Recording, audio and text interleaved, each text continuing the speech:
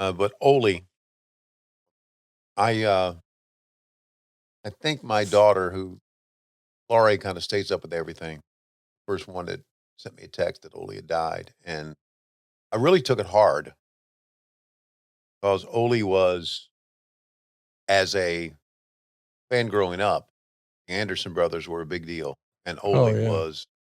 Ole was to me the greatest wrestling promo ever, ever, because he talked, he was serious, and he always would say, and we always got this, that if you think you're tough, if you're a truck driver out there or you work in a factory and you think you're a tough guy, well, come on down to a wrestling show and we'll see how tough you are.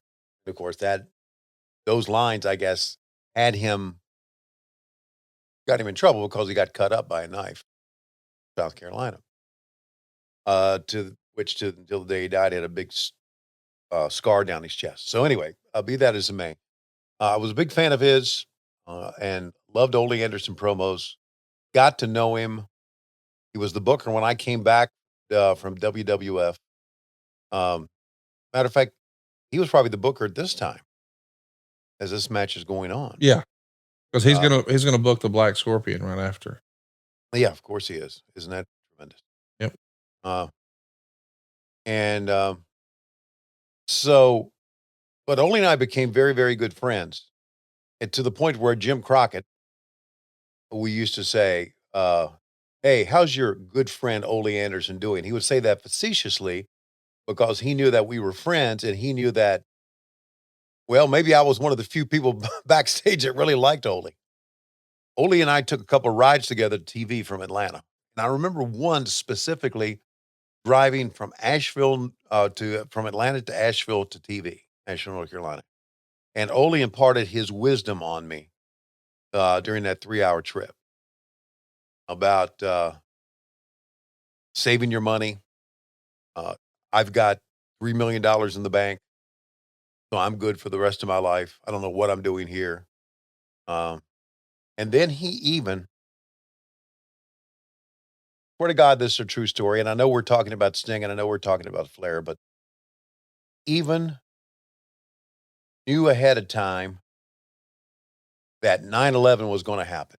Wait, what are you talking about? He even knew ahead that 9/11 is gonna happen. He told me, he said, "You just wait." He said, "The mentality over in the Middle East is different than us."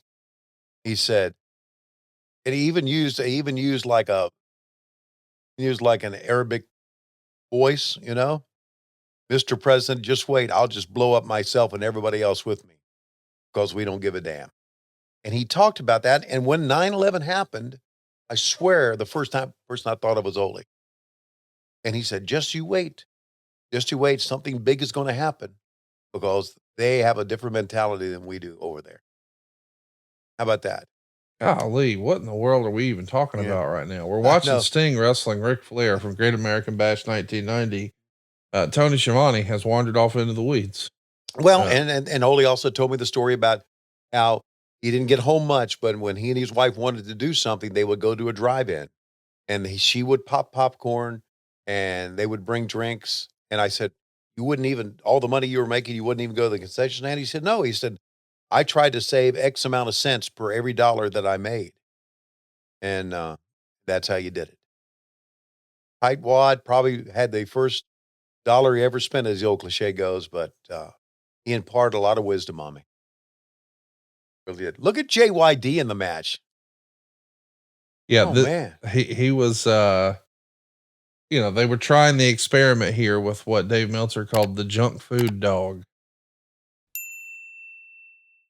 Dave, you don't need that. You didn't need to say that.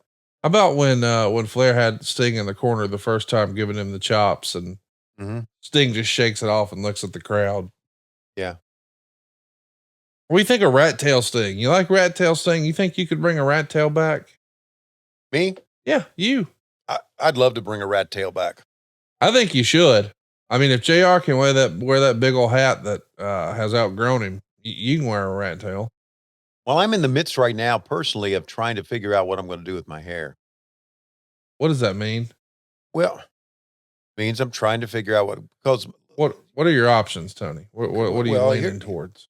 okay, so I for so long I parted on the side. Now I'm trying to part it in the middle. Don't do Okay. that. Don't do that. Yeah, that's what I've been doing. I don't know if you noticed or not. I parted in the middle.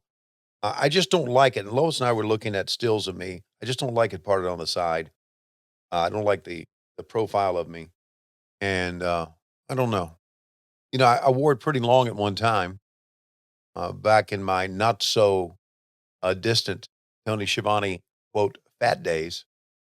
So I just needed. So maybe I don't know. Maybe I'll do the rat tail. Or maybe a mullet. I tried the mullet, didn't like it.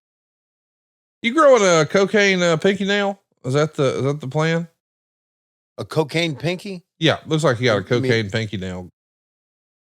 No, I mean- no. Y'all do a lot of bumps off of that in the Greensboro. No. All right.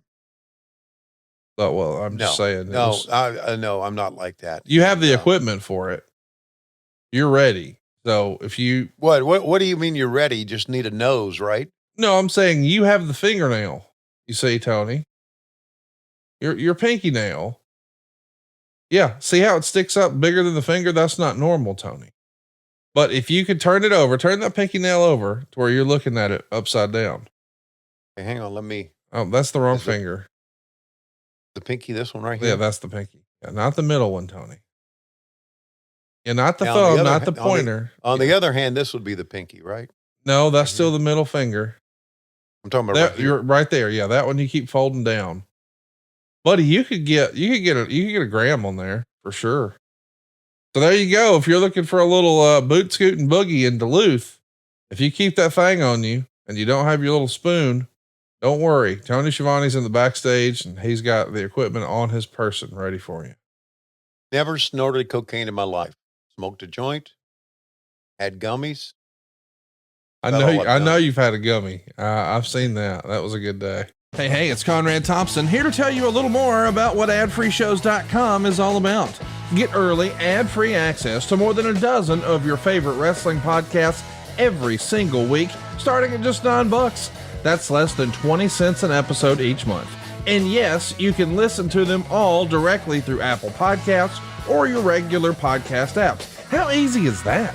Ad-free shows also has thousands of hours worth of bonus content and docuseries like Title Chase, Eric Fires Back, Conversations with Conrad, and The Insiders. Plus new series like The Book with David Crockett, Monday Mailbags with Mike Chioda and Nick Patrick, and a whole lot more. And you want to talk about early? You can't get any earlier than listening to the shows live. You can be a part of the live studio audience as we record the podcast. Plus, ride shotgun alongside your favorite childhood heroes for live watch-alongs, Q&As, and other interactive experiences every single month. Come on now, see for yourself what thousands of other wrestling fans from around the world have discovered, that adfreeshows.com is the best value in wrestling. Check it out today, and hey, when you do, the first week is completely free. adfreeshows.com.